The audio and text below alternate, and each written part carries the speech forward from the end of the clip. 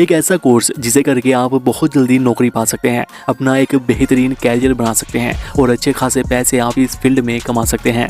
हम बात कर रहे हैं DMLT कोर्स की, जिसका पूरा नाम होता है diploma in medical laboratory technology.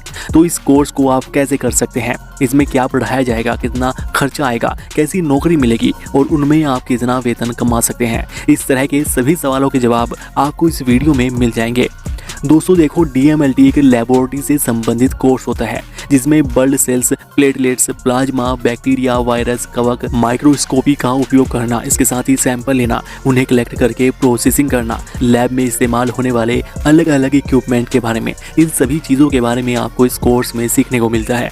यह 2 साल का कोर्स होता है जिसमें 4 सेमेस्टर होते हैं और इस कोर्स को करने के लिए आपका 12th में फिजिक्स, केमिस्ट्री और बायोलॉजी विषय के साथ पास होना ज़रूरी होता है। इस कोर्स में एडमिशन के लिए कुछ जगहों पर एंट्रेंस एग्ज़ाम लिए जाते हैं, जैसे AMUEE, SRM JEE, MHT CET, CET Delhi, इस तरह के कुछ एंट्रेंस एग्ज़ाम इसके लिए लिए जाते हैं।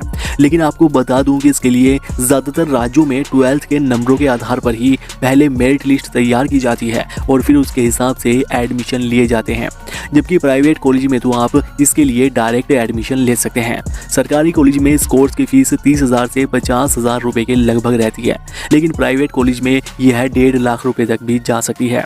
कुछ राज्यों में तो इस कोर्स में स्कॉलरशिप भी मिलती है, तो आप उसके लिए भी ट्राई कर सकते हैं। अब जानते हैं कि आखिर इस कोर्स में आपको कौन कौन से विषय पढ़ने होते हैं। तो इसमें anatomy, physiology, biochemistry, microbiology, pathology, haematology, immunology, clinical chemistry, parasitology, blood banking, genetics, इस तरह के अलग अलग विषय आपको इन 4 सेमेस्टर में पढ़ने होते हैं। और इसके साथ इस कोर्स में प्रैक्टिकल पर भी ज़्यादा ध्यान दिया जाता है। और अब इस कोर्स के बाद आप नौकरी भी कर सकते हो और आगे पढ़ना चाहते हो तो पढ़ भी सकते हो। तो पहले जान लेते हैं कि आखिर DMLT के बाद आप कौन कौन से कोर्स कर सकते हैं। तो इसमें BMLT, BSc in biotechnology, BSc in microbiology, BSc in biochemistry, BSc in life science, post basic BSc nursing, master of medical laboratory technology, MBA in hospital management, post graduate diploma in clinical research, इस तरह के कुछ course हैं जिन्हें आप DMLT के बाद कर सकते हैं। अब इसमें नौकरियों के बारे में जान लेते हैं कि आखिर आपको DMLT के बाद कौन कौन सी नौकरियां मिल सकती है। तो सबसे पहले तो इस कोर्स के बाद आप अपनी लैब खोल सकते हो, अपना खुद का बिजनेस कर सकते हो, या किसी दूसरी लैब में आप laboratory technician, lab assistant, blood bank technician, research assistant, teacher, medical sales representative, इस तरह की नौकरियां आप कर सकते हैं। और इन नौकरियों में आप महीने के 25,000 रुपये के लगभग तक कमा सकते हैं और यह वेतन एक्सपीरियंस बढ़ने पर और बढ़ता ही जाता है।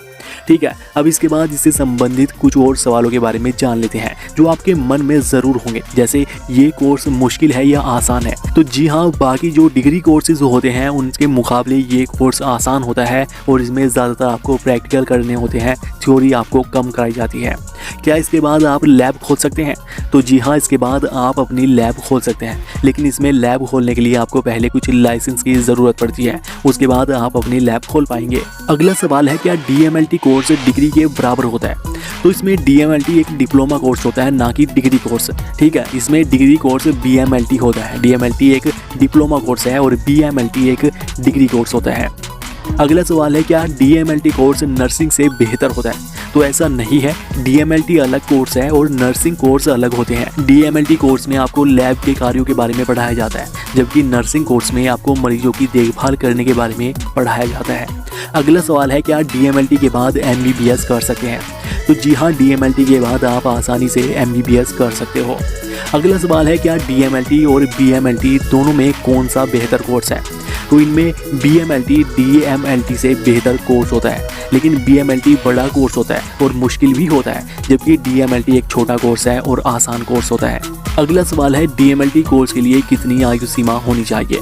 तो दोस्तों देखो, आयु सीमा का ऐसा कुछ नहीं है, कम से कम 16 साल तो आयु होनी चाहिए और 12th पास करते करते उम्र इससे ज़्यादा ही हो जाती है। तो अगर आपने 12th पास कर लिया तो आप आराम से इस कोर्स को कर सकते हैं। ठीक है, तो ये थी इसके बारे में कंप्लीट जानकारी। इससे संबंधित कोई किसी तरह का सवाल है तो आप हमें नीचे कमेंट करके पूछ सकते हैं। बाकी इस वीडियो को लाइक कीजिएगा, शेयर कीजिएगा और ऐसी ही और वीडियोज़ के लिए चैनल को सब्सक्राइब करके बेल आइकन ज़रूर दबा लीजिएगा। धन्यवाद।